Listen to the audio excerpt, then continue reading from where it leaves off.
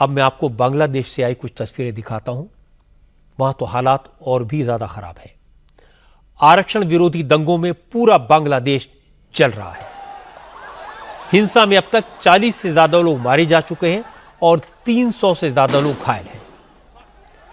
Police के मुताबिक हालात कंट्रोल से बाहर हो गए हैं, इसलिए हेलीकॉप्टर्स के जरिए आर्मी के पैराट्रूपर्स को दंगाग्रस्त इलाकों में उतारा गया है।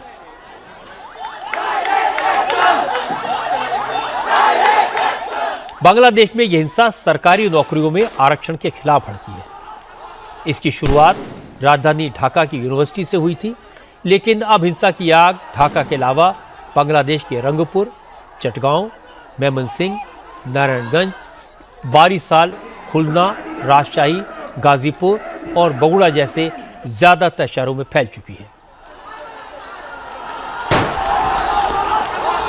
प्रदर्शनकारी शेख हसीना सरकार से 1972 से देश में लागू आरक्षण को खत्म करने की मांग कर रहे हैं।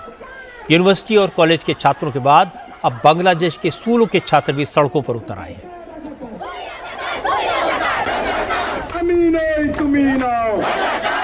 ढाका यूनिवर्सिटी जंग के मैदान में तब्दील हो गई है।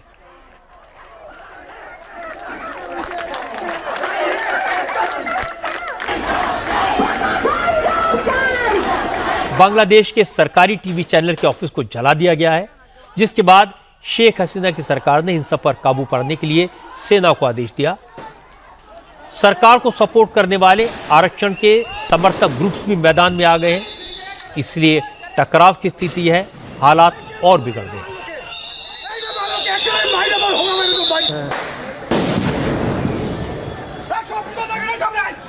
हालात को देखते हुए बांग्लादेश में यूनिवर्सिटीज, कॉलेज और स्कूल को बंद कर दिया गया है।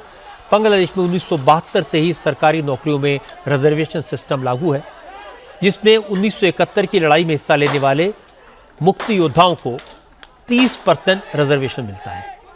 इसके अलावा देश के पिछड़े जिलों की महिलाओं को भी आरक्षण मिलता है और माइनॉरिटी कम्युनिटी को भी रिजर्वेशन दिया जाता है। स्टूडेंट्स का विरोध इसलिए है कि मुक्ति योद्धाओं के बाद रिजर्वेशन उनके बेटे बेटियों को दिया गया, नाती पोतों के लिए भी 30% रिजर्वेशन कंटिन्यू कर दिया गया।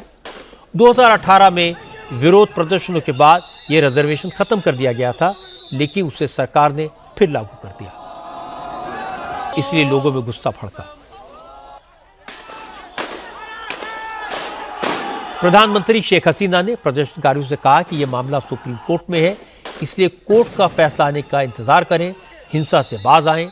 बांग्लादेश के हालात को देखते हुए भारत सरकार ने बांग्लादेश में मौजूद भारतीय नागरिकों के लिए एडवाइजरी जारी की है, उनसे सावधान रहने को कहा है। सुरक्षा की वजह से आज बांग्लादेश से कुछ भारतीय यात्री स्वदेश लौट भी आए।